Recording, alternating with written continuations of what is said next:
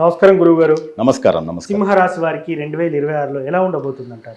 2026 ఆంగ్ల సంవత్సరం వచ్చి సింహరాశి వారికి ఒక 80% బాగుంది అని చెప్పొచ్చు. 80% బాగుంది. ఒక 20% కాస్త ప్రాబ్లం ఉంది. రాశిలో కేతు వీళ్ళకి. సింహరాశి అంటే రాశిలో కేతు ఉంది. 5వ ఇల్లు పుణ్యస్థానం అంటాం. ఆ పూర్వ పుణ్యస్థానంలో బుధుడు, సూర్యుడు, శుక్రుడు, కుజుడు ఉన్నాడు. అది ప్లస్ పాయింటే.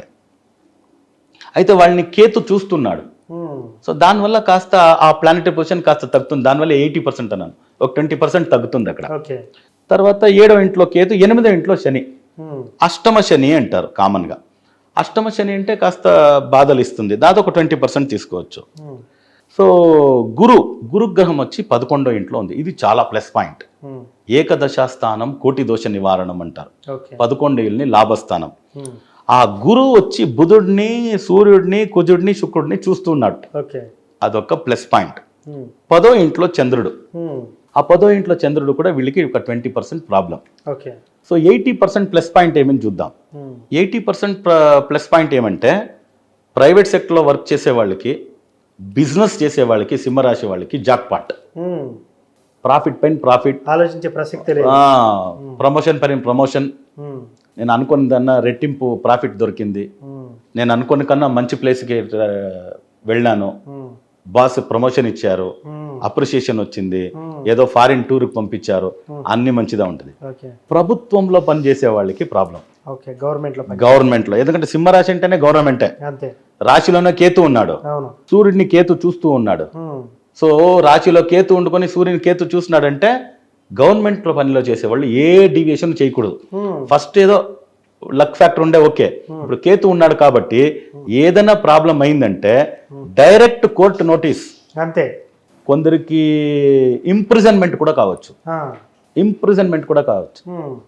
అనుకోలేదు సార్, పోయినాను, అరెస్ట్ చేసి లోపల పెట్టేసినారు, మళ్ళీ లాయర్ వచ్చేదానికి టైం లేదు అనే మాదిరిగా ప్రభుత్వంలో పనిచేసే వాళ్ళకి ఏం లేదు, కోర్టు అలా కేసు వెళ్తూ ఉండింది, ఇమీడియట్ చూస్తే లేదు అరెస్ట్ చేసేయండి అన్నారు, మాట్లాడేదానికి టైం లేదు అనే మాదిరిగా కూడా సింహరాశి వాళ్ళకి వచ్చే యోగం ఉంది. దానివల్ల దాన్ని జాగ్రత్తగా ఉండాలి. ఎందుకంటే క్లిష్ట పరిస్థితి, ఎందుకంటే గవర్నమెంట్ లో ఒక మంచి పొజిషన్ లో ఉంటారు. ఎంతో మంది చూసినాం కదా, మంచి మంచి ఆఫీసర్స్, ఈయన ఇలా చేసేసినాడు అని. సో అది ఉంటుంది. సో చాలా హనీ ట్రాఫిక్ అంతా దొరికిపోయడం ఛాన్సెస్ ఉంది. వీళ్ళు లీగల్గానే ఉన్నాం వ్యక్తి, మా ఇంటి ఆయన అలా కాదండి, మన అబ్బాయి అలా కాదండి, ఎలా పోయి ఇలా ఇరుక్కున్నాడో తెలియదు అనే మాదిరిగా ట్రాప్లు దొరికే ఛాన్సెస్ వీళ్ళకి. ఇదే 20% మేజర్. ఇంకా ప్లస్ పాయింట్ వచ్చి ల్యాండ్స్ కొనొచ్చు. సో ఫినాన్షియల్ పరంగా బాగానే ఉంటుంది. So father, mother, brother, sister ఏమే ప్రాబ్లం ఉన్నా అక్కడికడికే సాల్వ్ అవుతుంది. అది మేజర్ ప్రాబ్లం కాదు. ప్రభుత్వం జాబ్లో ఉండే వాళ్ళకి మాత్రమే మేజర్ ఇష్యూస్ సింహరాశి వాళ్ళకి. దాని తర్వాత గురు 11వ ఇంట్లో ఉండేదాని వల్ల అలా ప్రాబ్లం అయితే కూడా బయట వచ్చేదానికి మార్గాలు ఉంటాయి. గురువు అది చేసి పంపిస్తాడు.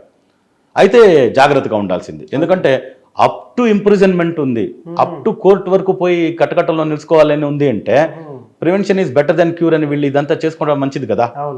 సో దానివల్ల ఈ సింహరాశి వాళ్ళు ఏదైనా ఒక ఇలా సిచ్యువేషన్ వచ్చిందంటే సుపీరియర్తో గొడవ పడేది వద్దు, సబార్డినేట్తోనూ గొడవ పడేది వద్దు.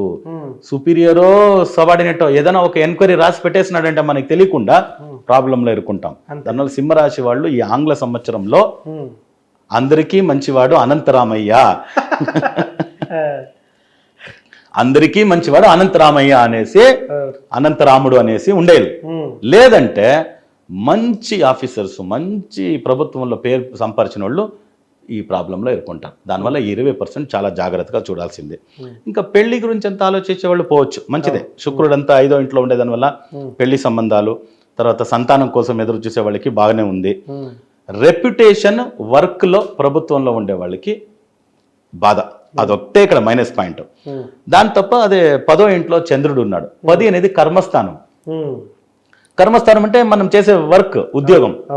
ఆ ఉద్యోగంలో చంద్రుడు ఒక్కొక్క రోజుకి మారేవాడు కదా. మా ఒపీనియన్ ఏముందో, మేము ఏమనుకున్నామో ఆ ఒపీనియన్ మా సబార్డినేట్, సుపీరియర్ ఎంక్వైరీ చేసేటప్పుడు చెప్పరు. మా గొప్పతనం చెప్పకుండా మేము చేసిన ఒక 2-3 డీవియేషన్ పనులు చెప్పేసి మమ్మల్ని ట్రాప్ చేసేస్తారు. అదొకటే నెగటివ్ పాయింట్. దానివల్ల సింహరాశి వాళ్ళు ఈ సంవత్సరం మొత్తం బాగుండేదానికి నరసింహస్వామిని పూజ చేయాలి. లక్ష్మీ నరసింహస్వామి. ఆ లక్ష్మీ నరసింహస్వామిని పూజ చేసేటప్పుడు వీళ్ళకి ప్రాబ్లం ఉండదు, ఫ్యామిలీ ప్రాబ్లం ఉండదు. లక్ష్మీ నరసింహ అంటే జతలోనే ఉంటారు కదా, భార్యాభర్త.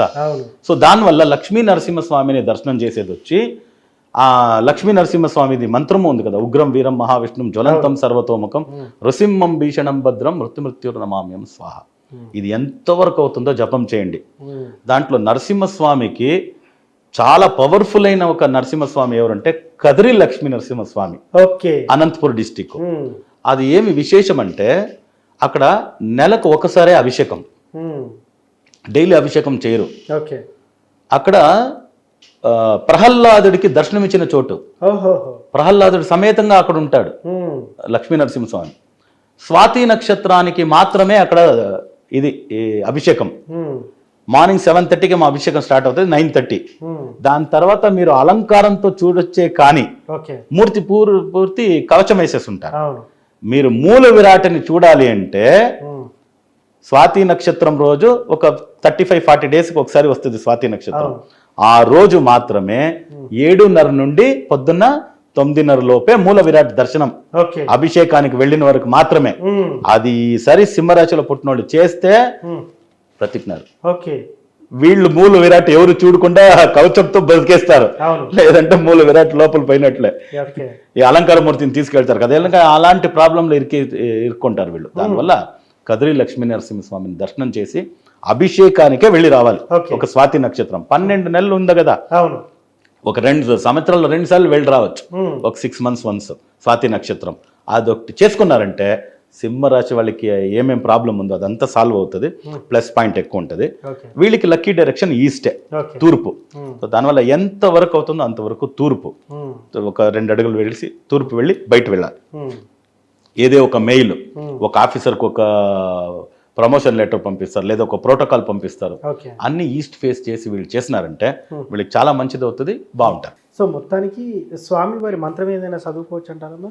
అదే ఉగ్రం వీరమే. ఉగ్రం వీరం చాలా మంచిది. దాంట్లో లక్ష్మీ నరసింహస్వామికి కదిరి లక్ష్మీ నరసింహస్వామి వాళ్ళు మూర్తిలోనూ ఎడమ తొడపైన కూర్చోబెట్టుకుంటారు. ఆ మూల విరాట్ని మీరు దర్శనం చేయాలి నేను చెప్తున్నాను. మీరు ఎవ్వరు చేయలేరు. అది ఆ ఒక్కరోజే మీరు చూసేదనుకోండి, ఎంత గొప్ప ఈవో అయినా కూడాను మీరు మూల విరాట్ దర్శనం చేయలేరు.